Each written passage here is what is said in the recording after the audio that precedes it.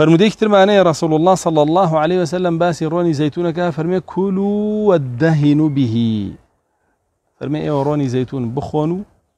خوش تاني بيت شوركا فإنه شفاء يبروي شفاء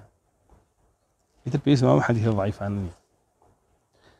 فرمي روني زيتون بخون أو بنا وتان شفاء وسروا ريشو دموچاو بيستكشي ده سوبل بيت شوركا أو بو أنا الشفاء هم وكان لنا خوشيگانی بابلين لوجبونو لنا خوشيگانی لاوازبونو لنا خوشيگانی دوكردبونو لنا خوشيگانی بابلين رانك تيكچون أبارزه موكان وهم بيستيش لنا خوشيگانی وشكبونو وقليشانو أو بابتان أبارزه أما بوشوي كواتا شاور كردن أما السنة ورسول الله صلى الله عليه وسلم لفرمدها هيك أفرمي والدهن كاتي بو جمعة أو كسا الدهن يعني سر ريشي خوي شاور كرد ونافع فرمي عبد الله كوري عمر هركاتك ججن بهاتا نأتشو بون ججن حتى يغتسل ويلبس من ثيابه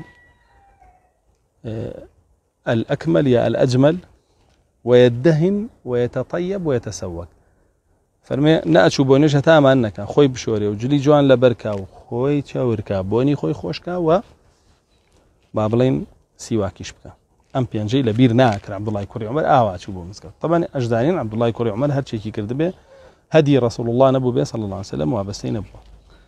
كوابستي بو هدي رسول الله بو صلى الله عليه وسلم أما أو فرموديش فرموديك معني رسول الله صلى الله عليه وسلم فرمي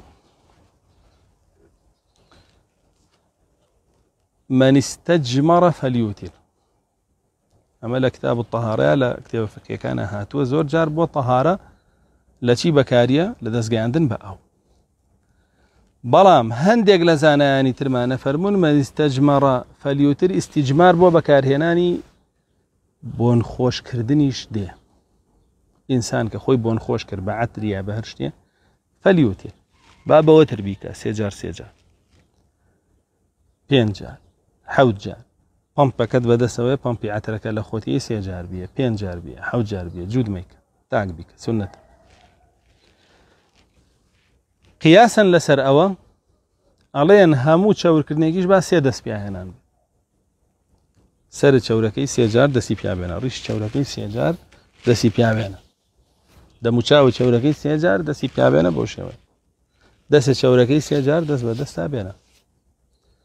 يا بينجار يا فقر بيوستيك جار ويا يكجار شيء يكجار ميك بجاروني ودوان أو يكهاتوا لسر